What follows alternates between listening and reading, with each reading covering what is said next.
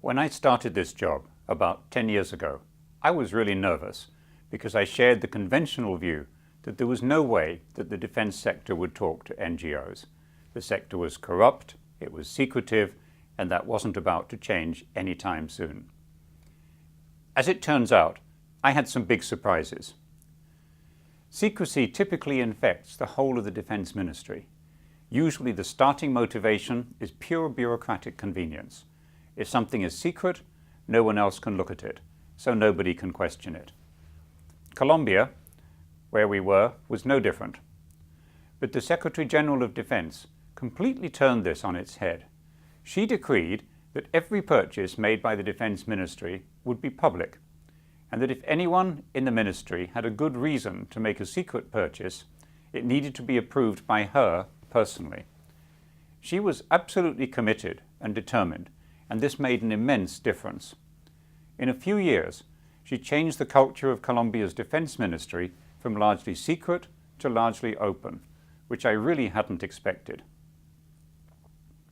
I was also surprised to learn how many senior ex-military cared about corruption and how willing they were to help eradicate it. As an NGO person, going into defense ministries alone would get me nowhere.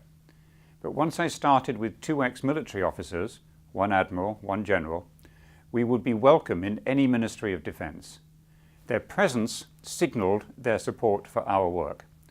And since they had once been in the same position as the ministry officials and senior officers that we were there to meet, their input was always valued.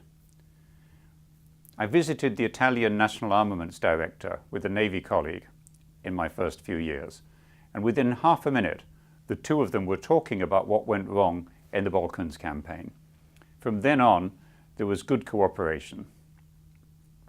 I was even more surprised that in countries where corruption is a serious endemic problem, people at the top are nonetheless willing to change. Not long ago, in Ukraine, I was introducing some National Security Council representatives to the 28 different types of defense corruption. Some of the participants recognized some of the issues, but the deputy chairman asked me publicly, "Mr. Pyman, if we have almost all of these corruption problems, how should we then proceed?"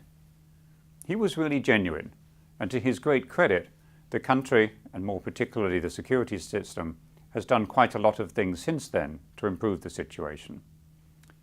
So my opinion has shifted around 180 degrees in the last 10 years. There are still ministries and militaries that have absolutely no interest in anti-corruption reform. But I'm really surprised how many of them want to see change. And if you approach it the right way, many of them, officials and officers, are willing to take active steps to promote change.